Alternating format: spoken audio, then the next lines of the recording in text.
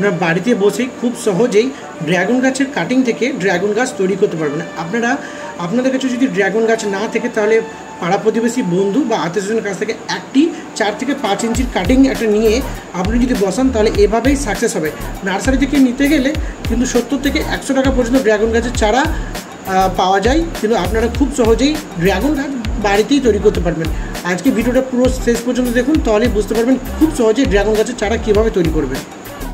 আপনারা কচি ডাল একদমই নেবেন না, একটু ম্যাচিওর ডাল দেখে নেবেন, তাতে সাকসেস রেট কিন্তু 100%। আর যদি অল্প বয়সে বা কচি ডাল যদি নেন এখানে 100% সাকসেস হয় না। আমি এখানে দুটোই করে দেখাবো। ড্রাগন গাছের চারা বসানোর জন্য আমি এখানে মাটি প্রস্তুত করব। এখানে আপনারা নর্মাল মাটি নেবেন, একটু বালি মাটি নিতে পারেন, আর পুরনো গোবর সার মিশ্রিত যদি মাটি থাকে আপনাদের কাছে কেটে নিতে পারেন, বা কাঁচা গোবর একদম দিতে যাবেন না। পরে আমি গ্রো ব্যাগে বসাবো। গ্রো ব্যাগে নিচ্ছি আমি এখানে নার্সারি থেকে যে গ্রো ব্যাগগুলো আসে সেগুলোকে আমি ফেলে না দিয়ে রেখে দিয়েছি।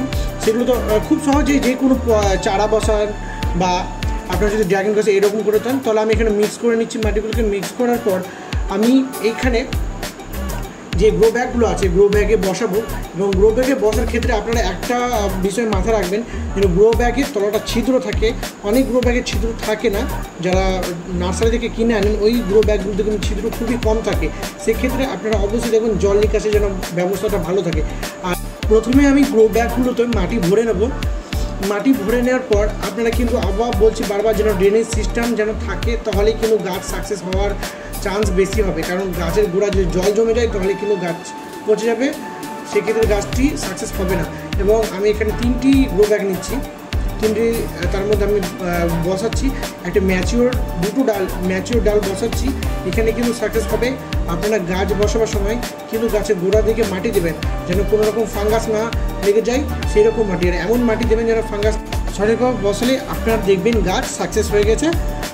ভিডিওটা ভালো লাগলে সবাই লাইক, শেয়ার এবং কমেন্ট করবেন।